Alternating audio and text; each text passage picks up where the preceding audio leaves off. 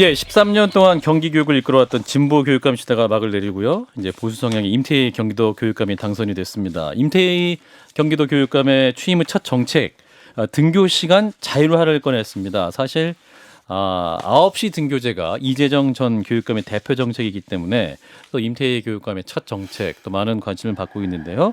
이제 어떠한 취지인지 직접 연결해서 말씀 들어보겠습니다. 임태희 경기도 교육감을 연결합니다. 교육감님 나와 계시죠? 네, 안녕하세요. 네, 반갑습니다.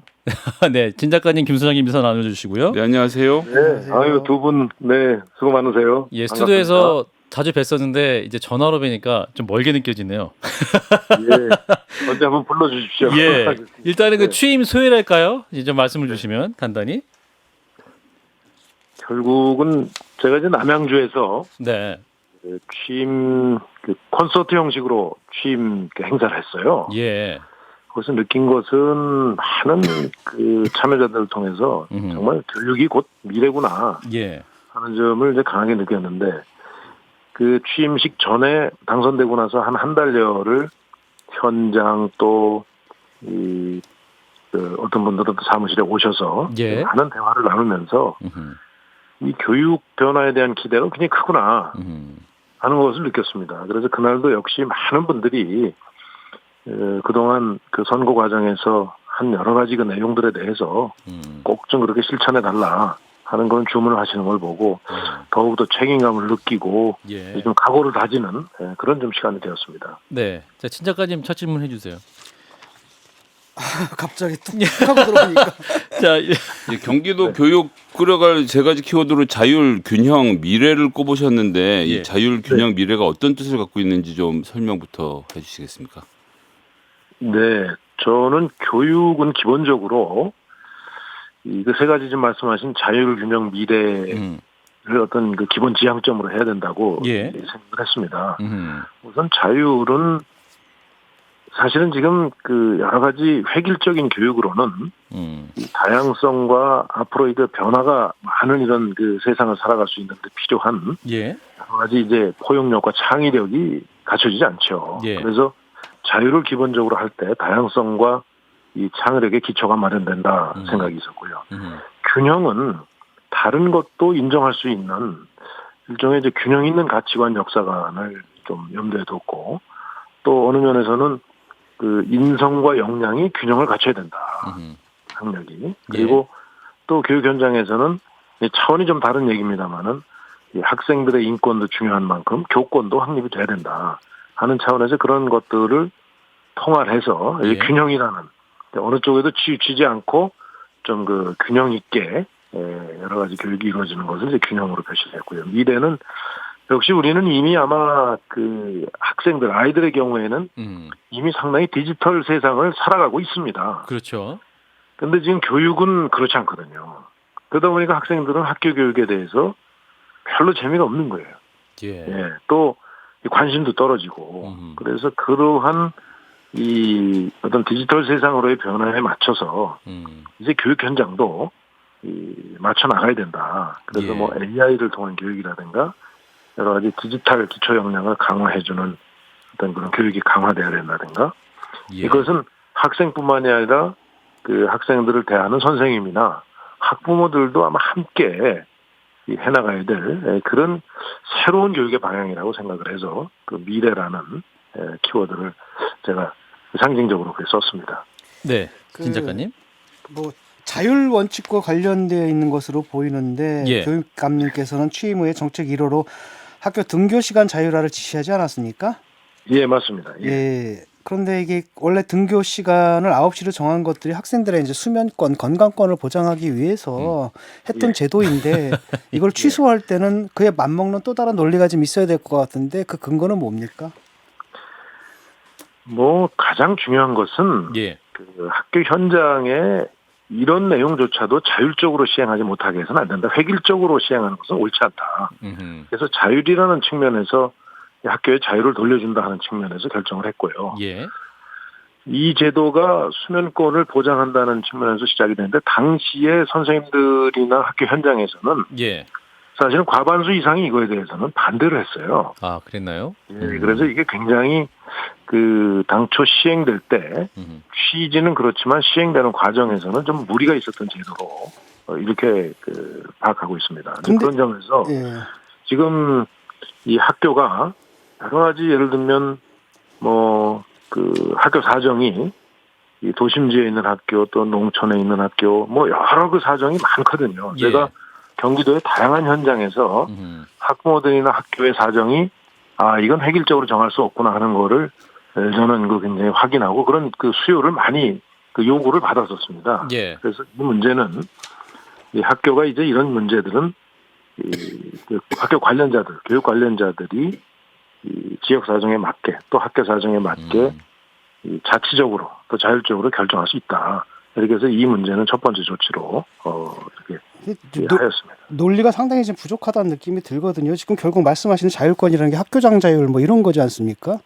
그리고 네네. 이게 지금 이 제도가 전국적으로 확대돼서 정착됐다라는 것은 그나마 꽤 괜찮은 정책이었다라는 것이고 이미 지금 확정돼가지고 지금 실시가 되는데 이걸 또 다시 뒤엎고 그러는 것의 논리가 저는 굉장히 부족해 보입니다. 적으로 정착이 된 게 아니고요. 예를 들어 서울만 하더라도 예. 서울만 하더라도 그 보통 초등학교는 한 9시 등교가 되게 많고 예.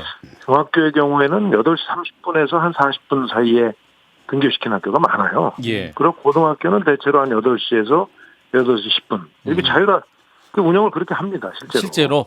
예. 경기도는 그렇게 좀 서울은 그렇게 돼 있어요. 예. 근데 경기도는 사실은 98% 거의 99%가 9시 등교로 돼 있거든요. 예.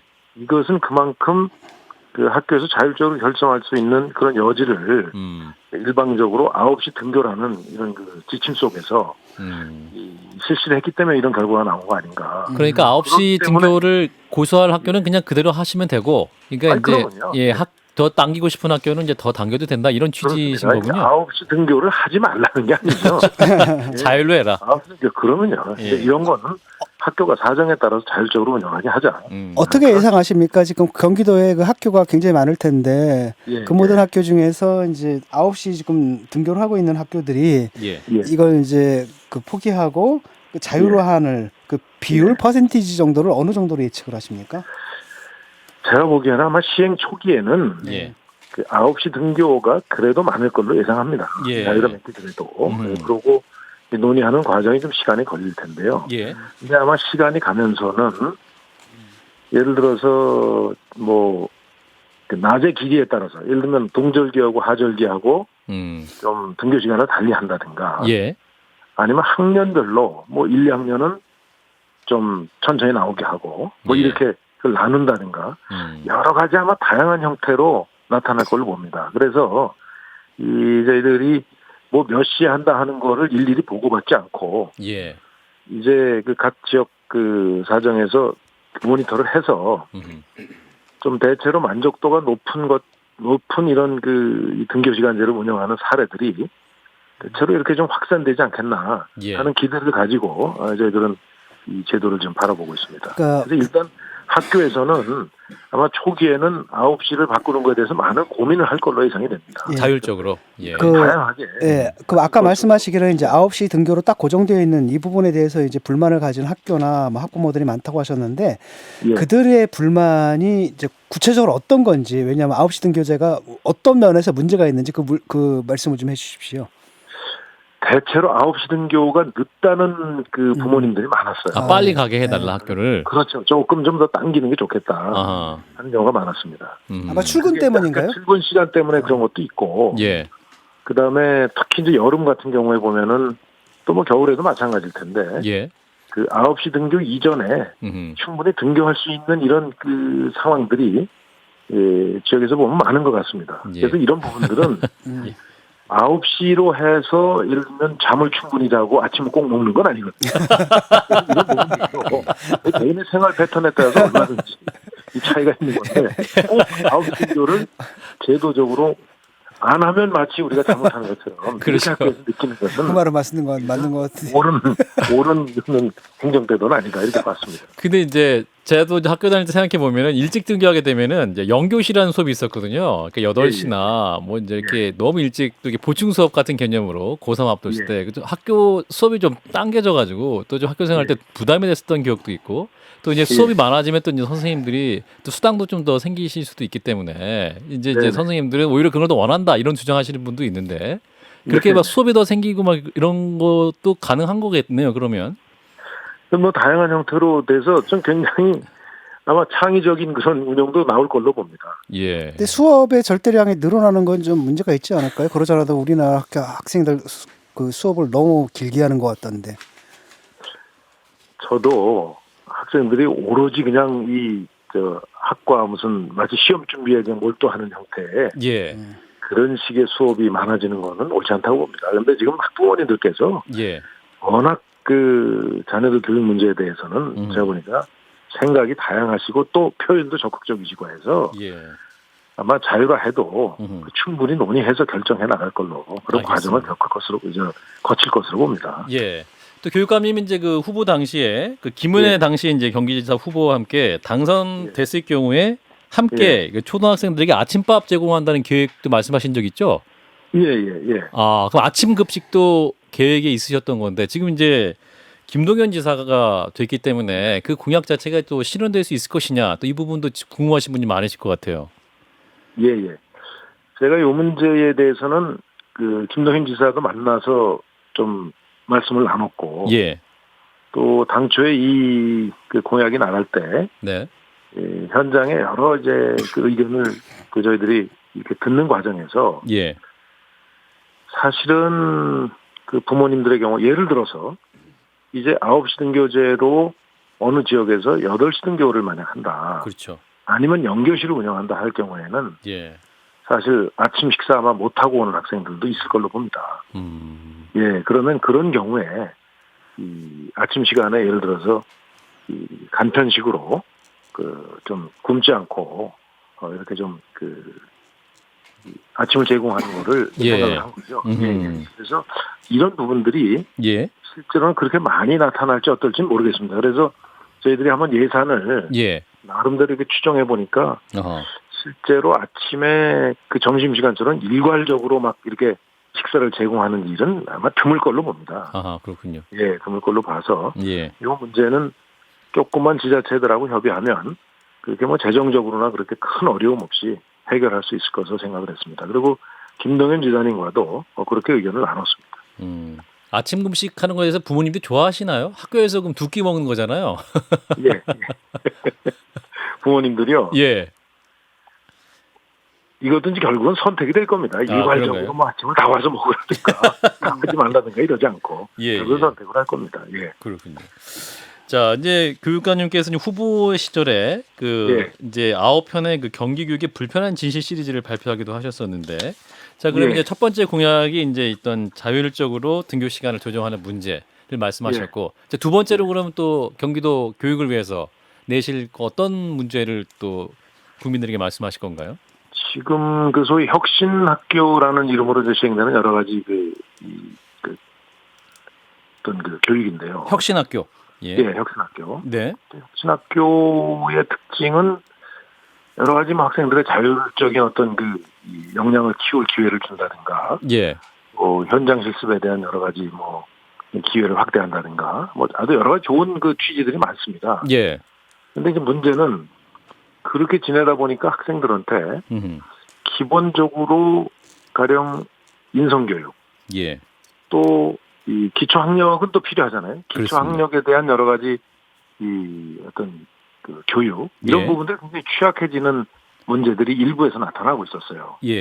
그래서 혁신학교 지정에 대해서 반대하는 이 지역이 많았죠. 그래서 혁신학교 지정을 못하고 이렇게 돼 있는데, 그래서 이 문제도 혁신학교라고 지정해서 거기에 대해서는 특별한 어떤 이 예산 지원을 해가면서 혁신학교를 하는 것보다는 좋은 교육 모델이 있으면은 전체 학교에 보급을 하고 이런 형태로 시행을 하고 또 새로운 좋은 모델이 나올 때는 교육청이 함께 연구를 해서 예. 이게 확산이 좀 필요한 모델인지 하는 것도 검토를 해서 그걸 확산시키고 이런 좀 이 방법으로 예. 앞으로 이 제도를 좀 고치려고 좀 생각을 하고 있습니다. 예. 여러분 왜 그러냐면 지금 현재 혁신학교는 최초의 혁신학교에 대해서 뭔가 새로운 어떤 교육의 시도하는 측면보다는 예. 혁신학교로 지정이 되면 지정되지 않은 학교에 비해서 많은 예산 지원이 나가거든요. 그렇죠.